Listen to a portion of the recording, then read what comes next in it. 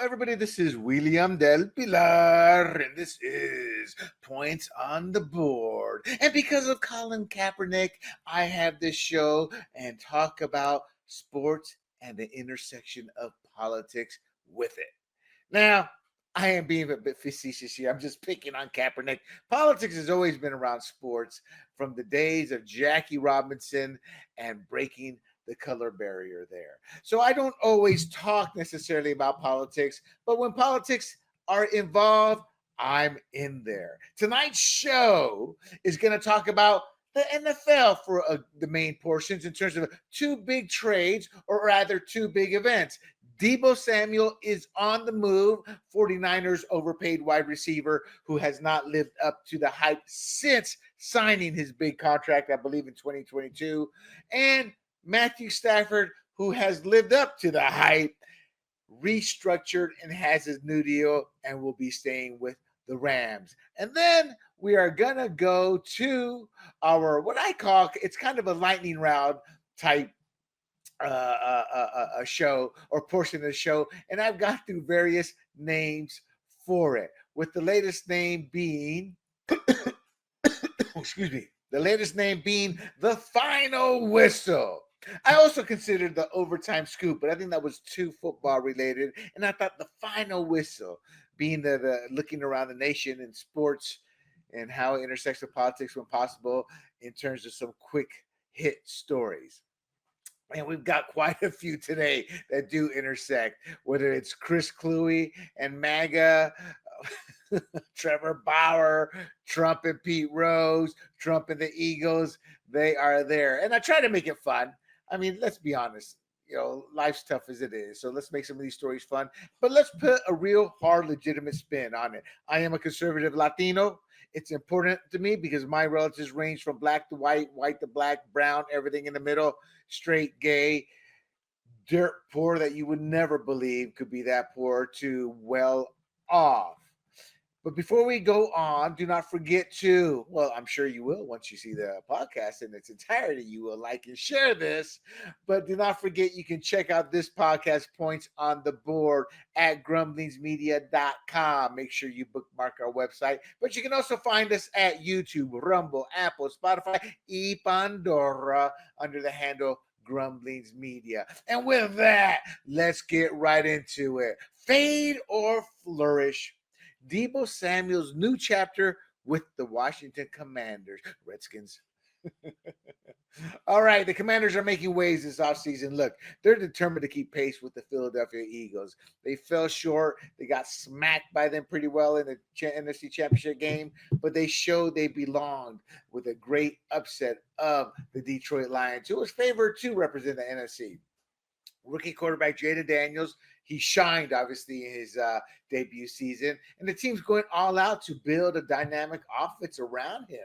I mean, he is the rising star. So what's the latest buzz? Well, it's not a buzz anymore because the Commanders just pulled off a blockbuster trade to land the 49ers wide receiver Deebo Samuels. And they're going to pair him with Terry McLaurin, which should bring back the electric shuffle, baby. For those of you not in the 80s, 90s, maybe it was 2000s. I don't remember. A long time ago, the electric shuffle was a big old dance craze. But the point is, it's going to be an electrifying duo. Now, this trade was announced just within the past 24 hours. And obviously, the Commander fans are fired up as they make a bold play and try to take another shot at Super Bowl glory that they have not seen since, I want to say, the Joe Gibbs era.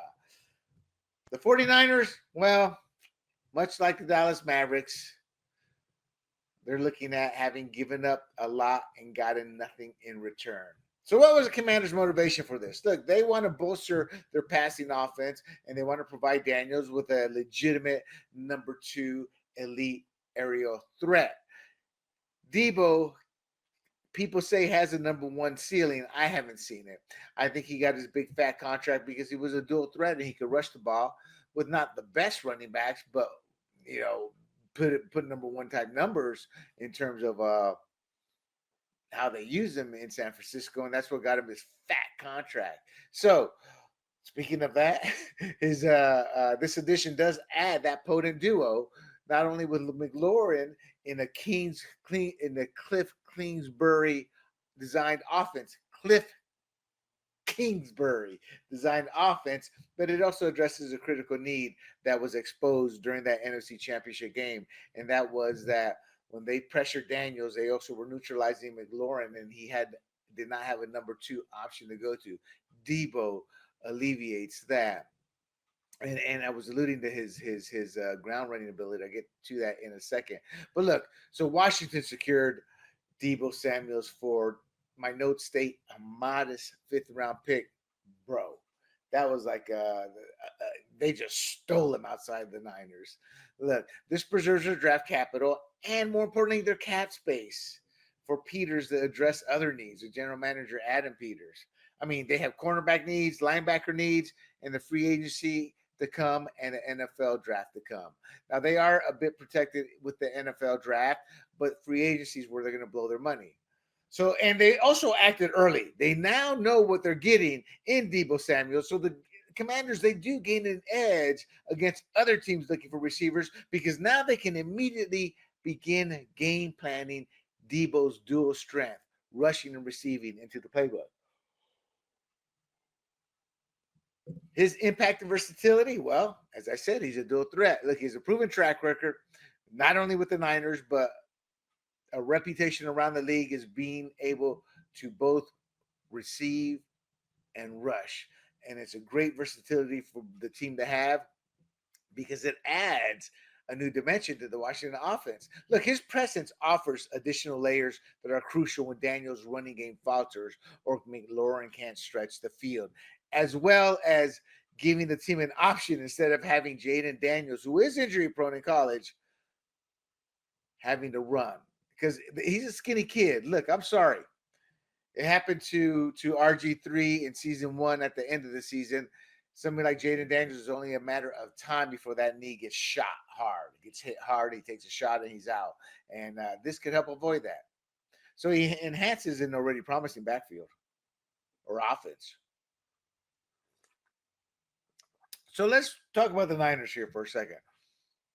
Look, they have shifting priorities. At one time, Deebo was the man, and they kind of saw this departure coming after they drafted Ricky Pearsall with the number 31 pick. And he's produced once he got healthy after being shot.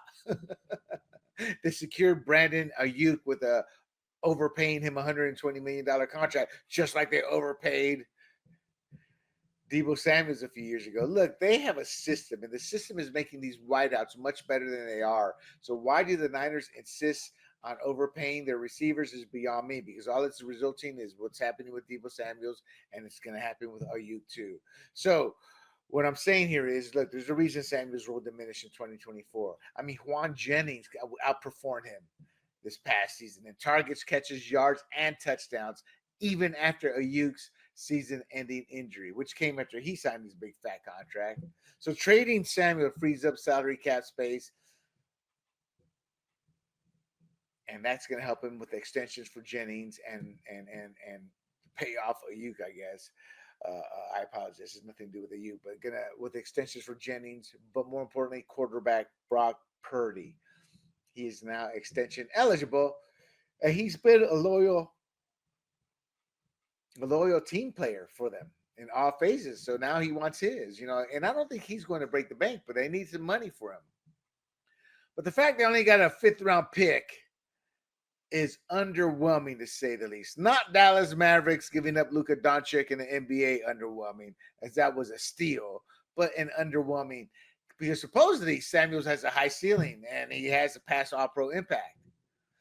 My take, look, the kid lost his mojo. His performance notably declined, particularly against man coverage, and it impacted the team's strategy and outcomes. And something like Deebo, you want him in man coverage because he's got the power to break away, and it just was not happening. So they also have other capable receivers, as I said, Brandon Ayuk, Juan Jennings, and Ricky Pearsall. But Ayuk's recent ACL injury, well, that's going to delay his return, my friends, and I don't know if he'll be the same. It may take him a little while. Look, ACL injuries aren't what they were even 10 years ago, but they are still a serious injury. In fact, Achilles injury, I believe, is even worse right now. So this scenario could push the 49ers to look for additional receiver talent in free agency or more than likely in the draft to maintain depth and versatility in that offense. And they've been pretty good with their scouting with receivers. But here's the problem with Deebo Samuel's his final 3 seasons there. In 2022, when he signed the contract, 13 games, 56 yards, 632 yards. Hold on, let me see. Let me double check that.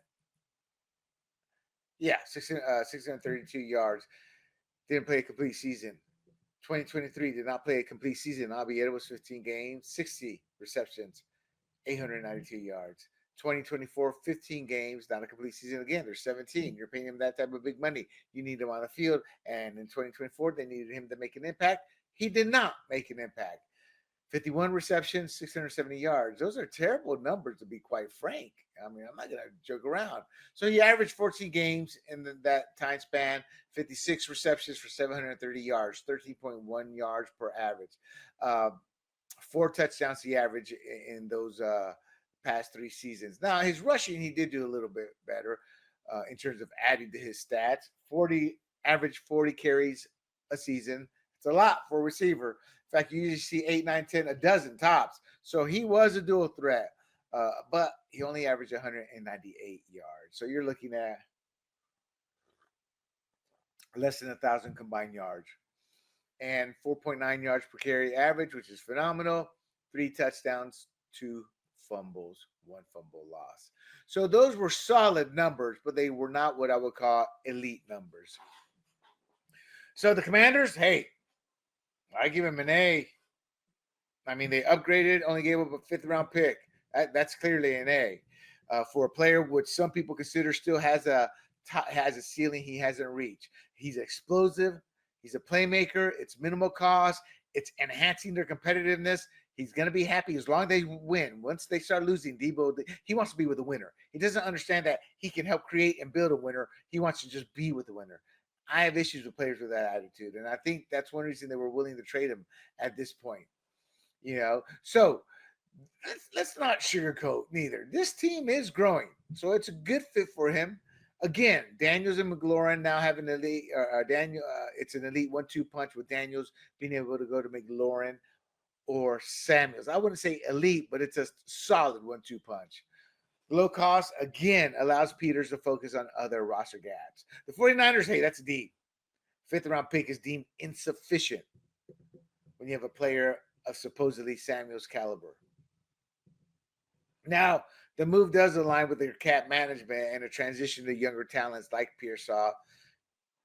But it was also unavoidable, but they're going to take a $31 million dead cap hit as a result of the trade. So look, the Commanders are giving their fans plenty to celebrate here.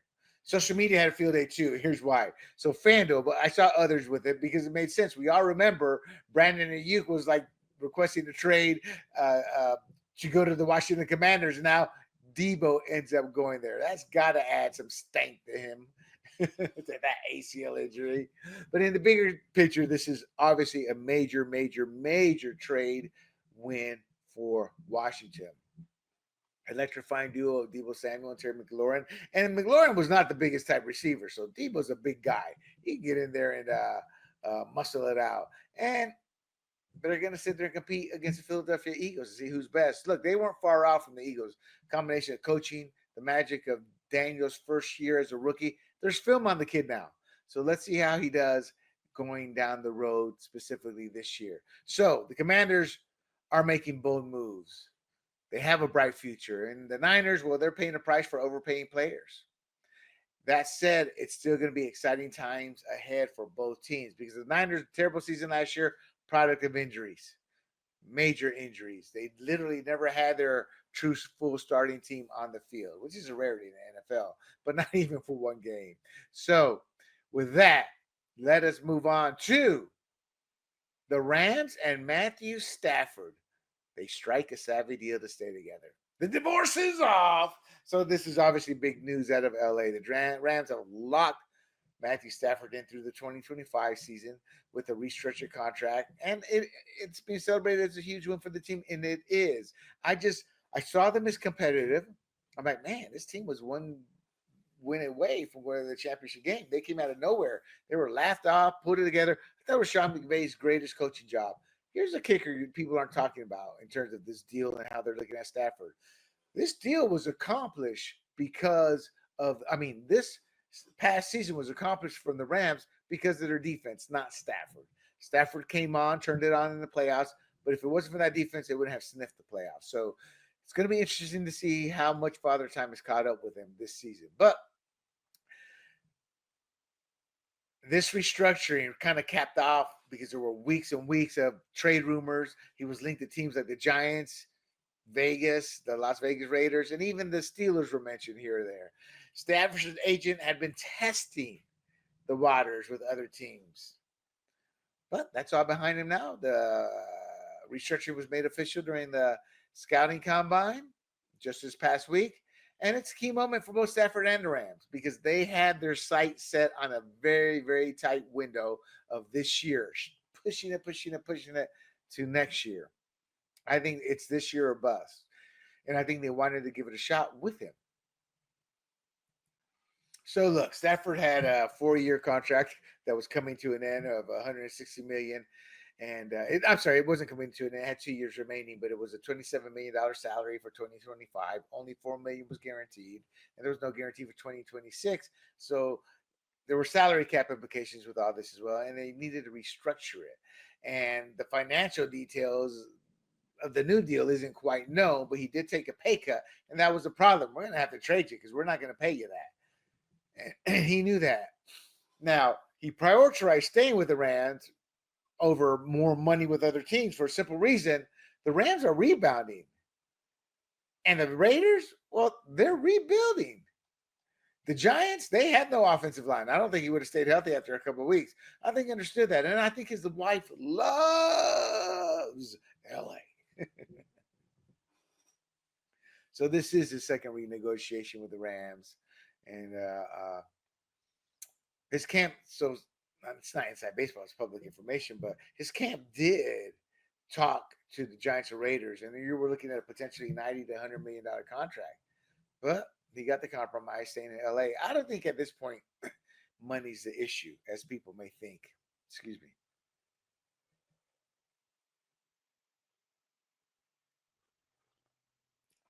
The truth of the matter is this is a very personal, family, etc., friends, etc., and professional team the Rams fit.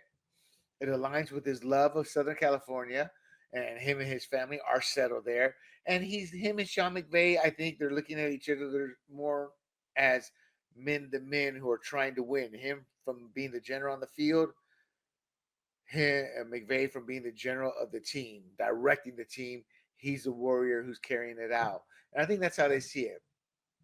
They play in a dome. They got talented receivers like Puka Nacua. I don't say talented receivers, but a talented receiver in Puka Nacua. They got their defense, as I said, stepped it up last year, and their roster is cost effective. They're going to have to trade Cooper Kupp. They say they would trade him. Who knows? Maybe he's able to step in Stafford and say, hey, let's keep Cooper. Let's try to restructure his deal. Who knows? I don't know. But never say never. But right now they're looking to trade him. And I can see them trading him for picks.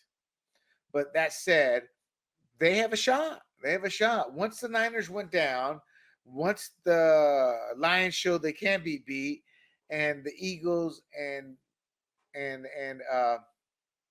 Commanders are probably the two of the premier teams right now. You also have the Vikings. I think the NFC is more wide open than people want to give it credit for. But that said, I think it's more wide open because the Eagles have to prove they can maintain and stay on top. A couple years ago, they collapsed the following year. So we'll see how that goes.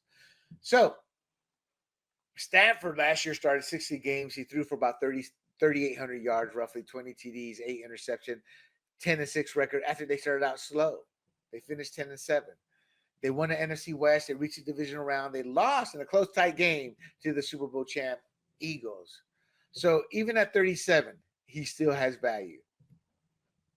For those of you who can't remember, the Rams got him from the Lions in 2021 via a trade that sent Jared Goff and draft picks.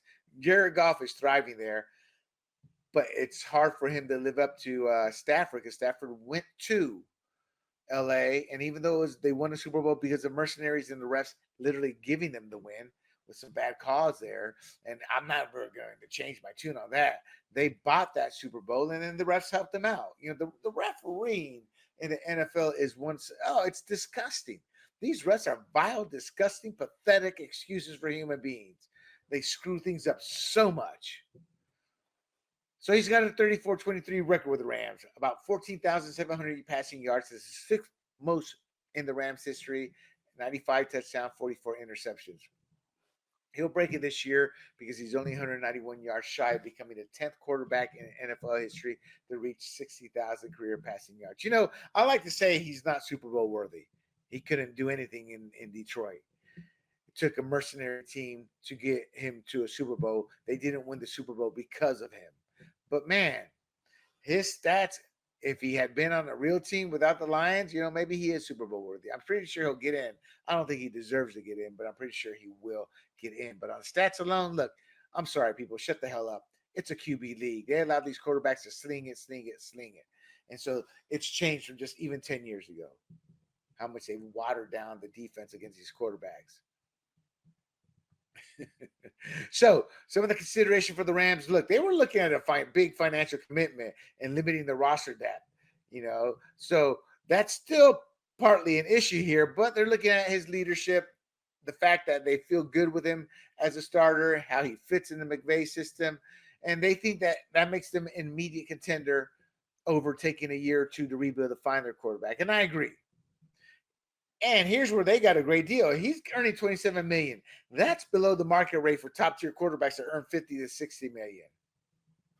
So there is some financial flexibility here. It solidifies the Rams at the bottom line as a borderline Super Bowl contender.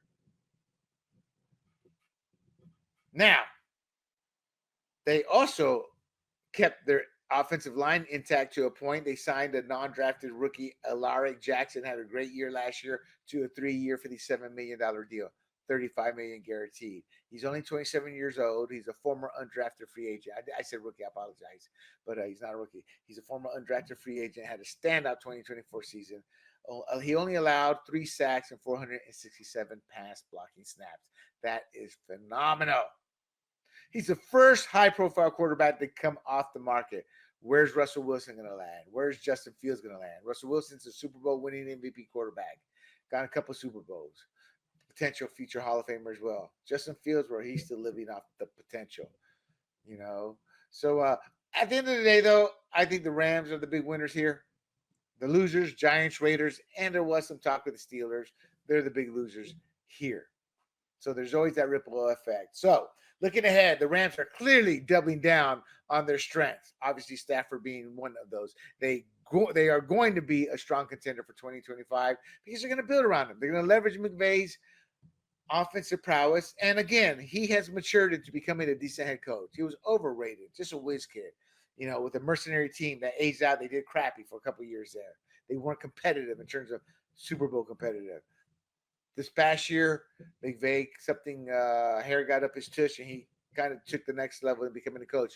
But we'll see if that's actually a long-lasting part of his makeup now, or if it was a one-season fluke. So for Stafford, look, this is a chance to cement his place in history, his legacy. He's going to have an opportunity. I'm sure there's some milestones coming up. And if he can get the team to the Super Bowl, that locks him in for Hall of Fame. This is the perfect match of ambition by Stafford, McVay, and the team, and talent on the team and its quarterback. So there are exciting times ahead for the Rams, my friends. Let's get to it. Let's have a blast here. Let us talk the final whistle, where I hit up on stories from around the country. First up, Chris Kluwe, the real racist. Maybe not. Nah. In my opinion, he's projecting his own racism. I'm sorry, it's kind of harsh. Not racism, but his own bigotry. He's projecting his own bigotry. Look, he's a former NFL punter. He was fired from his high school coaching job because he delivered a speech at the Huntington Beach City Council meeting. And he labeled MAGA, me, a Latino, as a Nazi movement. Extreme comparisons equating the political slogan to one of history's most genocidal regimes, which is what leftists always do. It was a reckless smear. It dehumanizes the millions. And it actually mirrors the kind of divisive prejudice tactics he claims to oppose. So his protest centered around a library plaque, and I said this, I want to say last week, with the acronym MAGA. But in this case, it stood for magical, alluring, galvanizing, adventurous. I repeat, magical, alluring, galvanizing, adventurous. And because it had MAGA, he called it corrupt and anti-democratic. Yet his own rhetoric accuses us, supporters of MAGA, of racism, fascism. No evidence. He just says that it is what it is. He's stereotyping, vilifying. And that's tied to his own bigotry. He's projecting his hate, his insecurities, his ignorance, his stupidity. He was arrested for disrupting the meeting. And that further suggests a refusal to engage in civil discourse. And it undercuts his moral stance. My official take on all this, look, Kluwe's firing wasn't about too much attention as he claims. Excuse me. It's a consequence of his own intolerance. Calling MAGA a Nazi movement isn't just hyperbole. It's a cheap shot. And it paints a diverse group that includes blacks, myself, as a Latino, and brown Latinos. Look, I'm a light-skinned Latino. I admit it. My grandmother's a black Latina. I got brown Latinos, relatives, cousins, etc. But he's painting this diverse group of blacks, Latinos, Asians, and yes, even LGBT, not Q. Or I don't know. LGB, how's that? I don't know about the rest of it. As evil incarnate. And that reveals more about Kluwe's biases than those he criticizes. If he studied history as he says, he'd know who is acting like the real Nazis. Those who are intolerant, like, you guessed it, Kluwe. This stunt reeks of performative virtue. And losing his job coaching kids might be the wake-up call he needs to rethink who's really fostering division here. He's just a bad dude right now. He needs to grow the hell up. All right, the final whistle, take two. LeBron James, not just dumb, but a loser leading the face of the NBA into chaos, and the future face ain't looking much better. Look, LeBron James recently, or King James recently, voiced his frustration with the state of NBA media. You know, he was asked about Anthony Edwards potentially becoming the next face of the league, and he argued, look, there's so much negativity from the media, the media personalities. It undermines the appeal of people. Why do you want to be the face of the league when all the people that cover the games talk about their game on a day-to-day basis to crap on everybody? Well, there's a reason they do that, King. Look, James is a long-standing representative of the NBA, 20 years in the league. He believes the media focuses excessively on criticism rather than celebrating the league's talent and achievements. What he says is echoed by Lakers coach JJ, I'm on my knees for you, LeBron Redick. And it reflects a broader issue when you have prominent voices like Charles Barkley, Shaquille O'Neal. They disparage these players. They disparage the modern game. They contrast it unfavorably with past stars instead of promoting the current stars. Again, there's a reason for that. I'm giving you their side. And come on, JJ on my knees, Redick. We're drafting Bronny because Bronny's so good. I mean, that alone just validates and showcases the problem with the NBA. It's about the player, not the team. So look, the team is boasting unprecedented talent. It points out, though, however, that unlike other major American sports leagues, the NBA's most visible commentators, like inside the NBA, they just complain about the players and the play. And they say it's a deterrent to young stars, like Anthony Edwards. Who? And I do mean that. Who? Unless you're an actual NBA fan watching the game on a daily basis, you don't know who the hell he is. How can somebody be the face if nobody outside the game knows him? The face has to be somebody who transcends the game so you can market the game. King James does. The problem is he opens his mouth and shows he's as stupid as an amoeba out there. I mean, this is the guy who was, hey, what's that book you're reading? Oh, I just Hillary Clinton, blah, blah, blah. I just start reading it. A couple weeks later, he's still carrying the book. Hey, how's that book going? Did you read this and that? Because he didn't read it. He was actually carrying a book around to pretend to look smart. Whoever his PR manager is, fire him. Now, they're complaining that these players are cast in a negative light in the media. Well, when you do stupid things like that, when you go political, that's going to happen. Well, that doesn't happen to Tom Brady or Patrick Mahomes. When have you heard them talk politics? When have you heard them trying to give their opinion on something they know nothing of? And that just dribble, that's not quite true. But if you don't know what you're talking about, shut the bleep up. And LeBron doesn't know what he's talking about a lot of the time. And he still chooses not to shut the bleep up. Look, the media's entrenched because y'all are your own worst enemy and give them the news, the fodder. Look, I'd argue LeBron's onto something, but the real problem goes way beyond just the media. It's the game itself that's become damn near unwatchable. Between players palming the ball like it's a grapefruit, walking 3 steps without a dribble, and double dribbling like it's street ball mixtape, the rules feel more like suggestions. Then you've got guys not even giving 100%, jogging back while whining about a missed call. Luka, as the play keeps going. Total prima donna crap.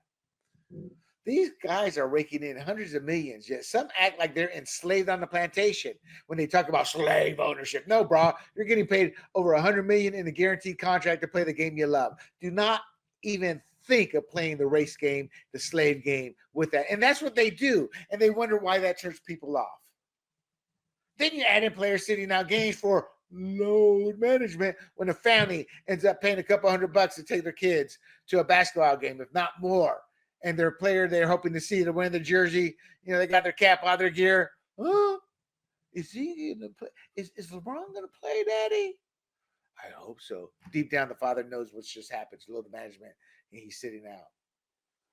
Then you got them being politically and woke, pushing the racism of BLM while conveniently ignoring China's human rights abuses as they produce their gear that they sell to Americans. And they're crying about bigotry toward minorities while turning a blind eye to the actual issues happening around the globe that they're directly involved in. Yes, the Chinese are mistreating and have. Oh, who do they have? It's a mother. They have Muslims in concentration camps. I had to think on it. The Uyghurs. They're a Muslim ethnic minority in China's Xinjiang regime. Excuse me. So the NBA is turned into a soap opera, people, is what happened. Jump shots. Stands are half empty because of everything I've said, and the TV's off at my house. But it's the media being negative. That's the problem. Maybe so, but that's because they got too much ugly to work with. Finally, who the hell is Anthony Edwards? I kind of alluded to that already. Yeah, that's how bad the no-names in the league have become with the young stars. Sure, Jason Tatum, we got a couple other names, but that's because I cover sports. And I'm sure Anthony Edwards' name has crossed my desk here. But at the end of the day, they had no rising superstar that can become the face of the league. And that's a bigger problem than LeBron and company whining about a media. Improve the game, improve your play, stop whining, stop being political, and bring the fun back in the NBA. You're not doing that, LeBron. And I think once you leave, things will change. The final whistle, take 3. Shedeur Sanders, overhyped air or hidden gem, ready to shut up the haters. Look, Sanders, he's Colorado Buffalo's golden arm quarterback. He torched college defenses this past season. He did throw for 4,100 passing yards, 37 touchdowns, and only 10 picks. He shows pinpoint accuracy, and he has some leadership skills too. He was behind a shaky line and got him sacked 62 times. Why? Because he holds on the ball like Caleb Williams did, trying to make a play when there is no play. However, NFL scouts may see the flashiness and they're thinking Joe Dudek, Ty Detmer, Vinny Testaverde. That was in the one. That was in the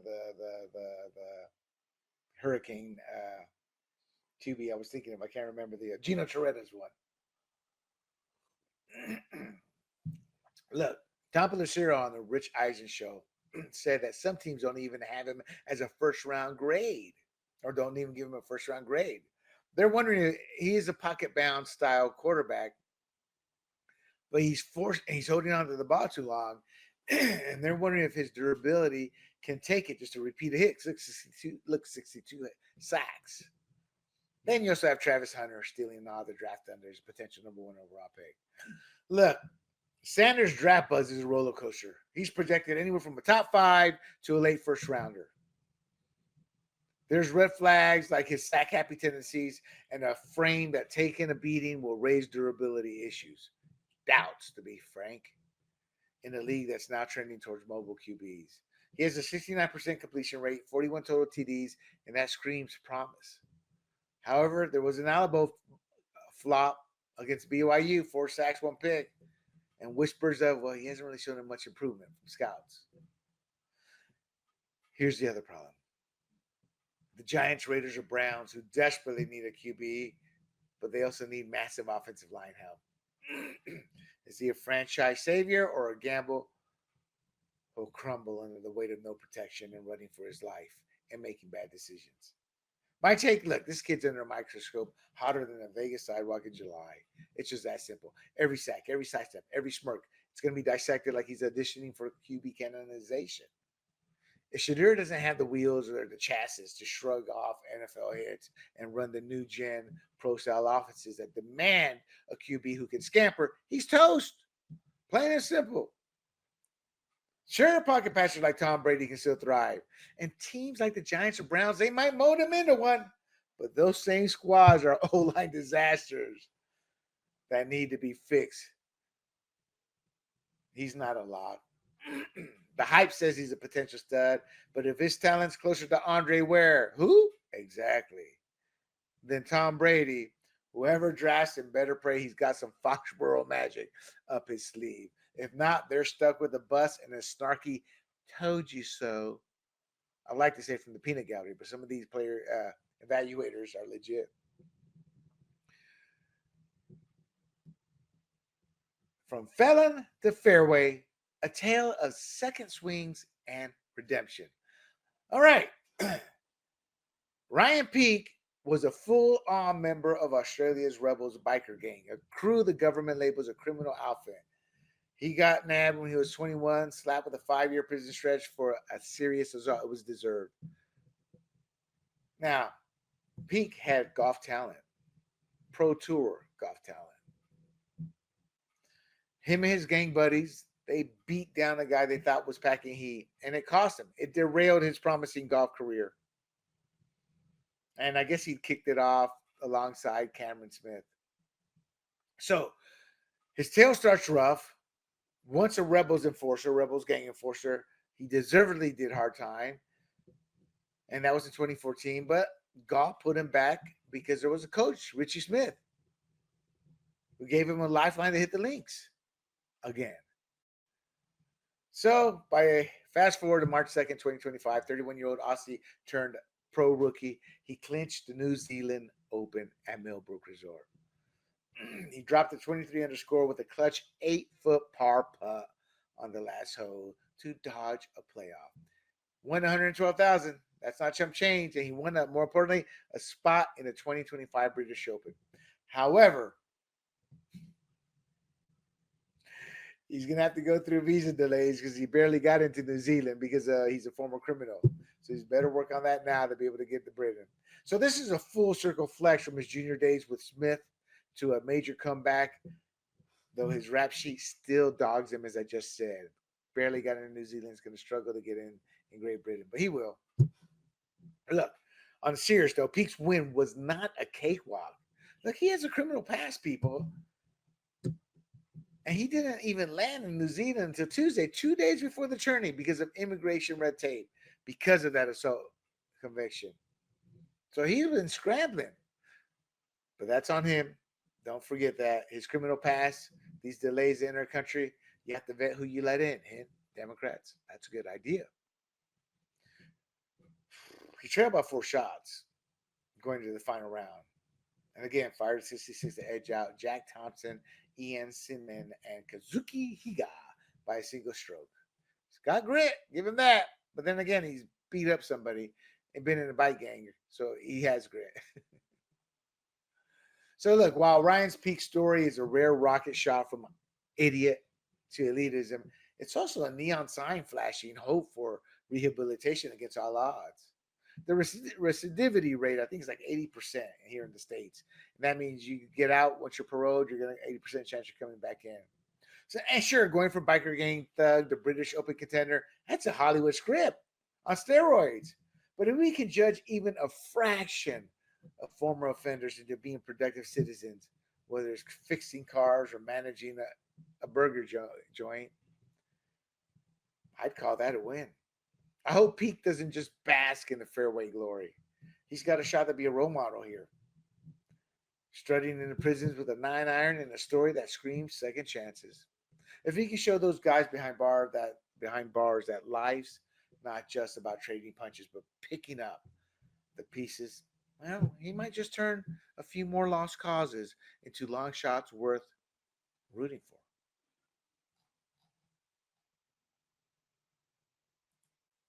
Excuse me.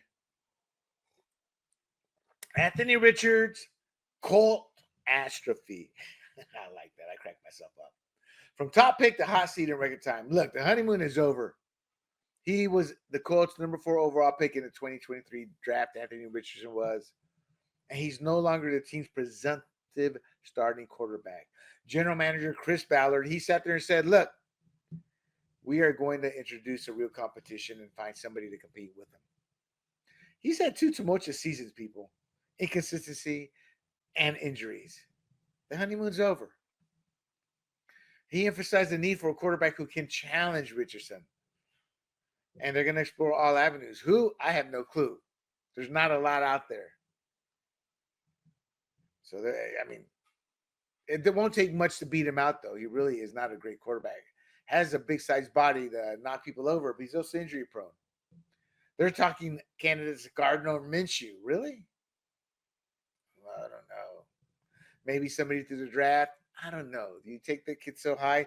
I just think they're going about this all wrong. Look, Richardson was always a project, a raw athletic talent, cannon of an arm, but extremely unpolished. And the Colts knew that when they drafted him. I kept saying that this kid's a project. It's going to take a few years. I would say 3 to 5 years. But they threw him into the fire, and persistent injury, shoulder injury in 2023, oblique issues and back spasms in 2024, whispers of questionable off-field commitment, like his midseason benching for lack of preparation.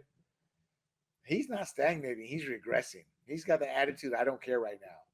That needs to change. Or he may care, doesn't have a mentor. He needs a mentor.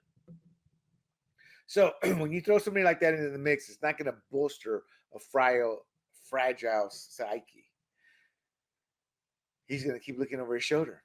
It's going to shatter that psyche. I predicted he needed a deliberate developmental program for him, like the Titans gave Steve McNair or the Chiefs did with Patrick Mahomes sitting behind Alex Smith for a year. His is more like Steve McNair, a couple of years. But instead, they thrust him into the fire. They checked him into the wolves, and now his days are numbered. He'll lean harder on his legs now because he's a big kid, but that's just that will just pile on more injuries. He's already proven he's injury prone, and he'll never grow into the pasture they hope for. Not with the road they're taking. The road they're taking leads to a busted prospect, not a franchise savior. The final whistle takes 6. Kicker conundrums. Tucker's trouble versus Watson's legacy. All right, there are now 16 allegations of sexual misconduct against Ravens kicker Justin Tucker, and they come from massage therapists from 8 Baltimore area spas that range from 2012 to 2016. These claims are under NFL investigation. Now remember, Deshaun Watson was suspended for 11 games. Those demanding the team cut him, those demanding the team do this, this, and this. Well, they didn't do that to Deshaun Watson. So the GM, Eric DeCosta, and Coach John Harbaugh. They've labeled the allegations as serious and concerning, but as the Browns and Texas did, we're going to wait for the NFL's investigation outcome to complete. The Me Too movement is over. Were the all 16 women lying? I don't know. I would say not. Not when it's that many. However, with Watson, it was different. I just said the Texas Browns were waiting, but they really weren't. The Browns went ahead and traded for him. They said, we don't care. We're going to trade for him. The Texans were caught doing something. They had to pay a big old fine.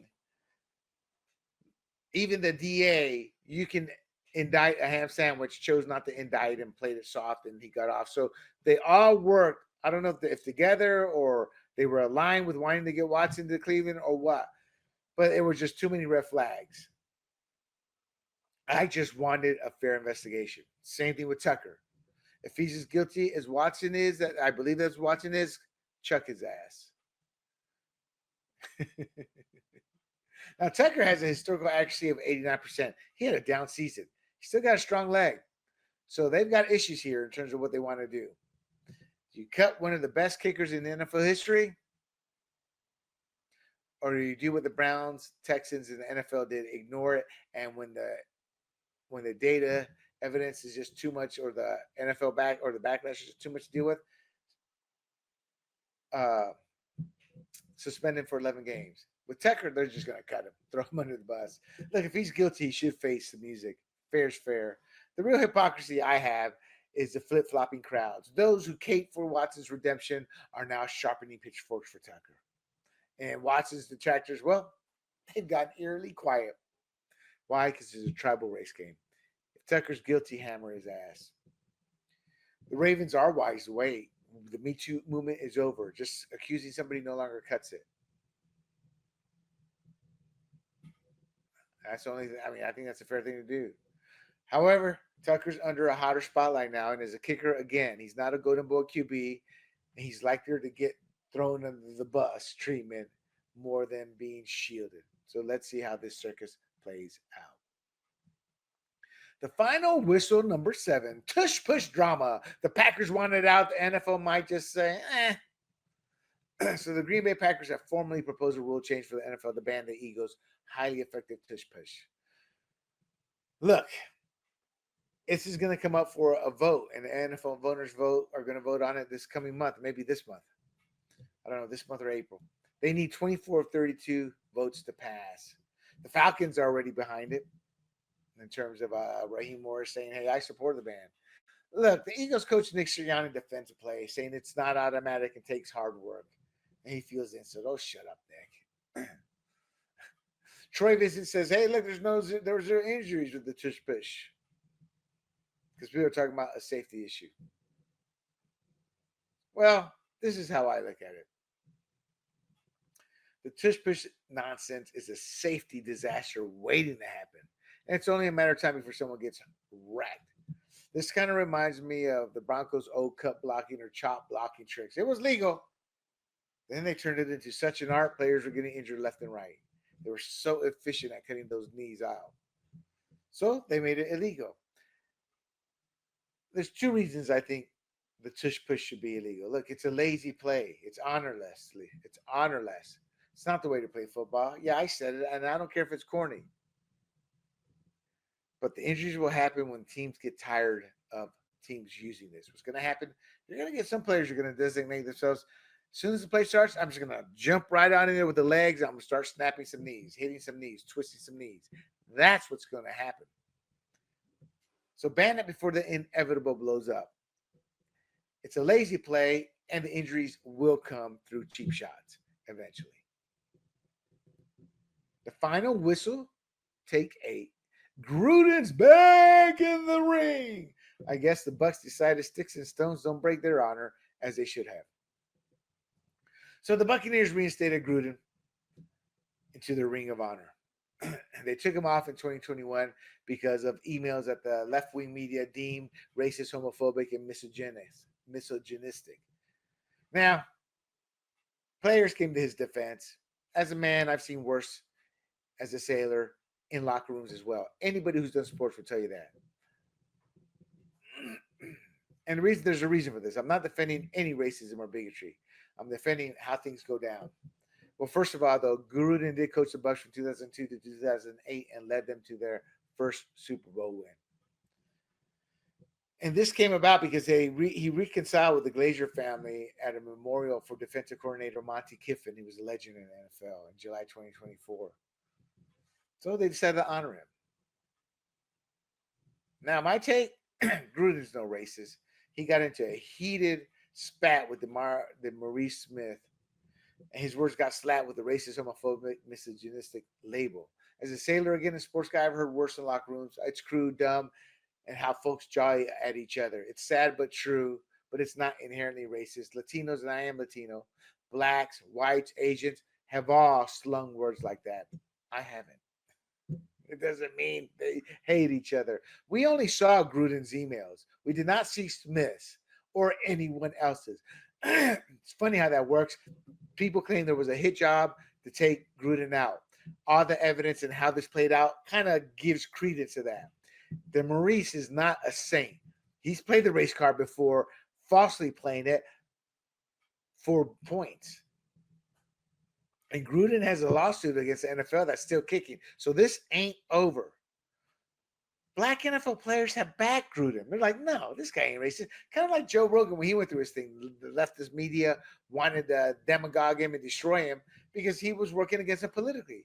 Gruden doesn't play the political nonsense. Players love him. I wouldn't say love him, but there's some of them are defending him. This isn't about excusing bigotry. It's about calling out one-sided outrage machine, and let's dig for the truth. Let's find out what DeMaurice Smith said, what the other emails are. Like 60,000 emails, of my understanding. And always get our Grudens? No, I want the whole story. Context is everything. So he's back in the Ring of Honor for his coaching. He's still in the NFL orbit with the Saints and consulting as well in the NFL. If he were truly racist, would that happen? Hell no. The final whistle, number 9. Le'Veon Bell tackles Elon Musk haters like they're a weak defensive line. Look, former NFL star Le'Veon Bell, he went to X and he defended Elon Musk against critics. He talked about the achievements of SpaceX, the ownership of the platform. He praised, extended to Donald Trump. He highlighted their contributions, all amid the backlash over Musk's role in DOGE, the Department of Government Efficiency. And all they're trying to do is cut government spending. You think everybody would be happy with that? And Musk actually acknowledged Bell, supported it with a thanks and a follow back. That's huge. Bell also mocked those labeling Musk as stupid, showcasing the irony of criticizing the billionaire innovator on his own app. Talked about rockets in the sky, how much he's worth. Talked about the people criticizing him as do nothing, who all day do nothing but complain.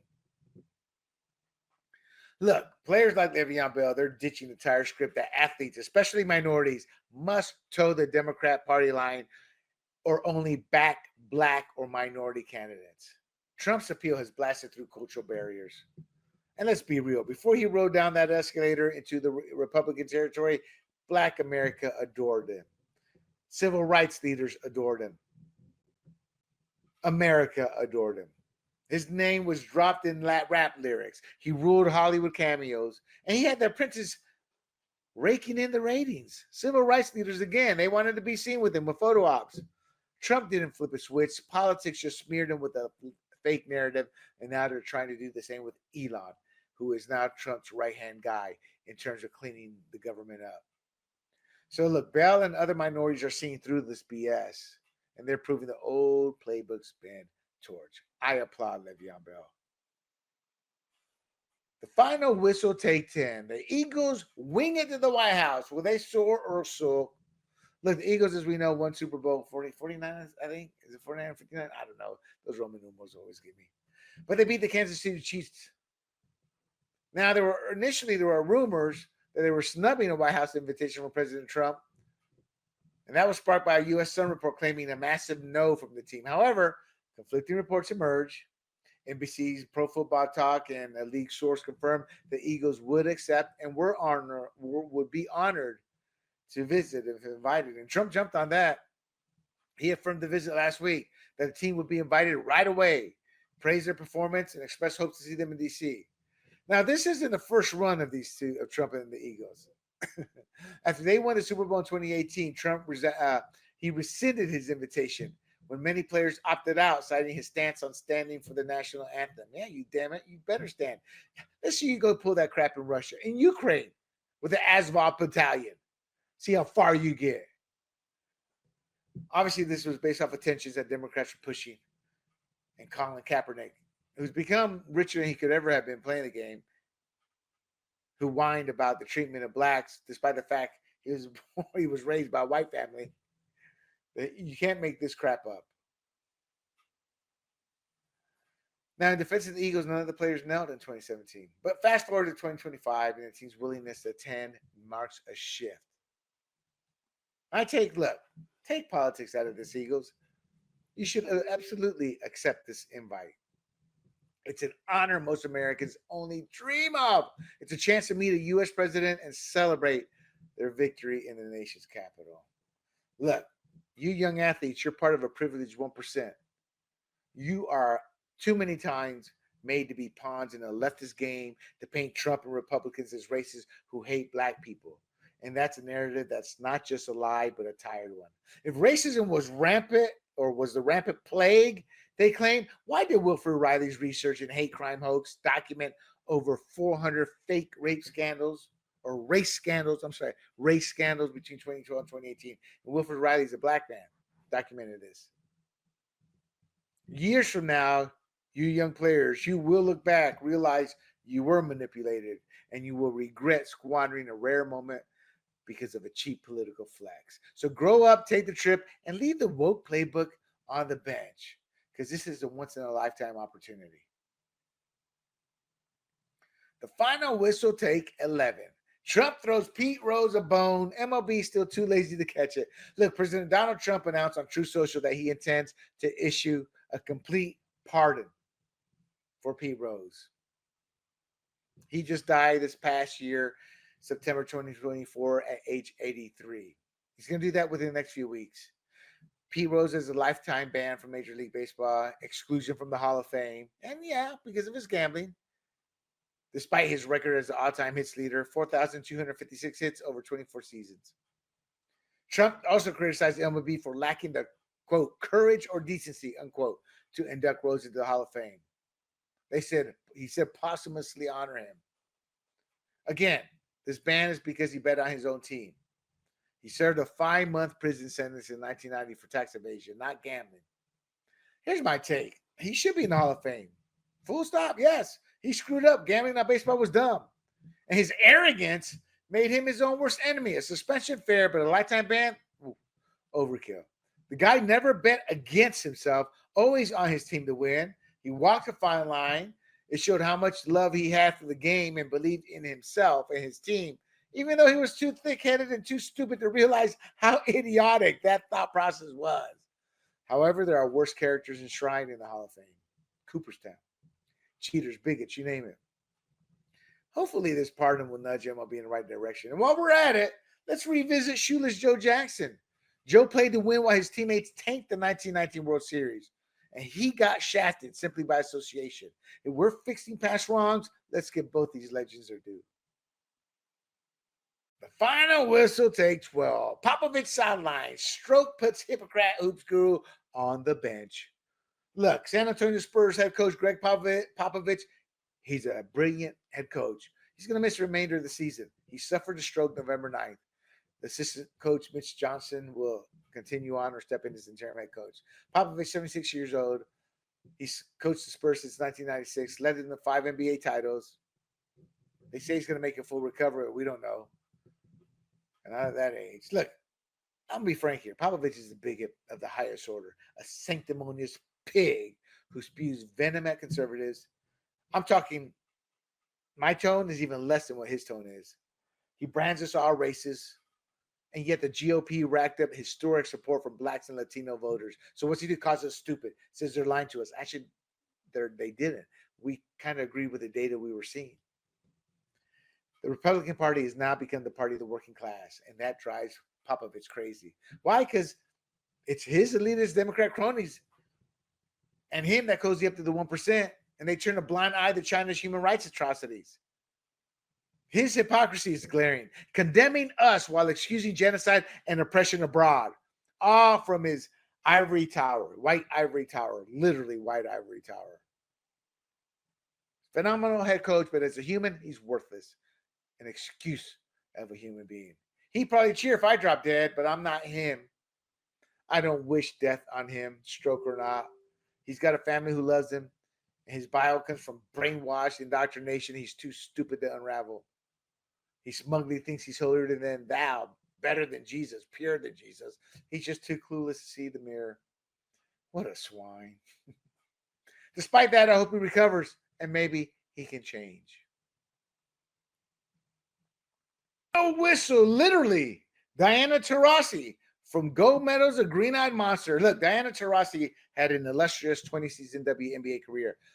3 championships, 6 Olympic medals, and 11 All-Star appearances. Undeniably legendary in the WNBA. Huh? Who? What? Yeah. She was always in the shadows because nobody cared about the WNBA. It would lose 20, 30, 40 million a year. That happened until Caitlin Clark's arrival in 2024. And even then, they were still a money loser. So rather than embracing Clark, the transformative impact Clark was making, and that eclipsed all of Taurasi's own achievements in a single season, because she drew millions, Clark did, that is, new eyes into the WNBA, the greatest ratings they had ever seen. Taurasi chose to take shots at the rookie.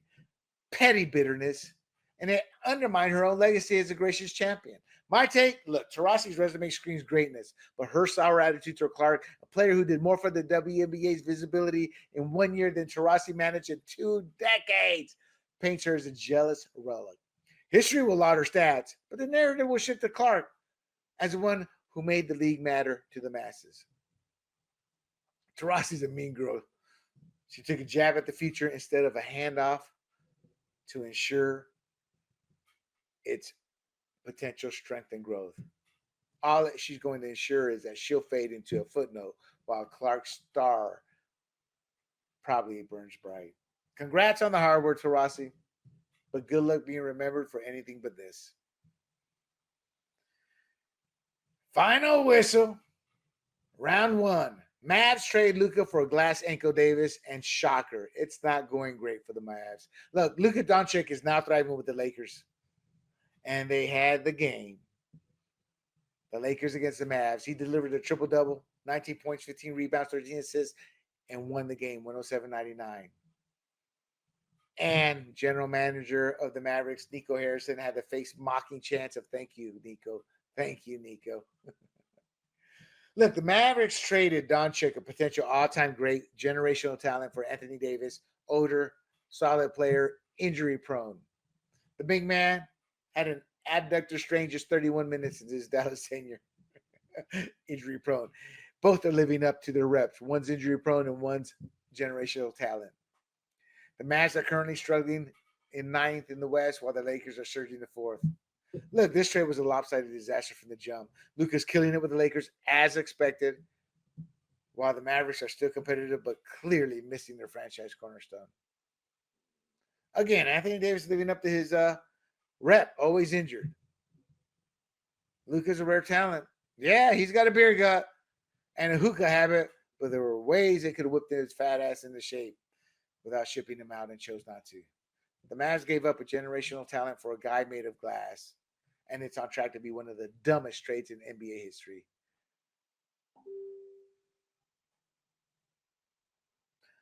All right, the final whistle. The final take. Trevor Bauer's revenge. Pitching for justice after being thrown a curveball. Liars and losers. Bauer's a former Dodgers pitcher, Cy Young winner. He's seeking nearly $300,000 default judgment against Lindsay Hill, a San Diego woman who accused him of sexual assault. She was lying. He's saying she violated their 2023 settlement agreement by falsely stating not once, not twice, not three, but 22 times, mostly online, that he paid her money to resolve their dueling lawsuits, despite the agreement stipulating no payments were made by either party. Now, why did this happen? Well, the agreement was reached with no money exchanged because Bauer was deemed innocent, in essence, and that rendered any further financial gain for Hill pointless and baseless, meaning why should they keep fighting? Nothing was going to happen, and they both lawyers knew it. Bauer was released by the Dodgers in 2023 after he signed a 3-year, $102 million contract in 2021. He'll get that money back. May have to go to court, but he'll get it back. And he's pursuing the judgment because Hill has not responded to his latest legal action. Look, this was a tumultuous period for Bauer. He was suspended by MLB for 324 games, later reduced to 194. There are child molesters in this league playing.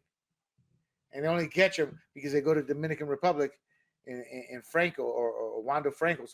He's the latest one. But there are criminals playing who haven't had anything done. And this guy's completely innocent.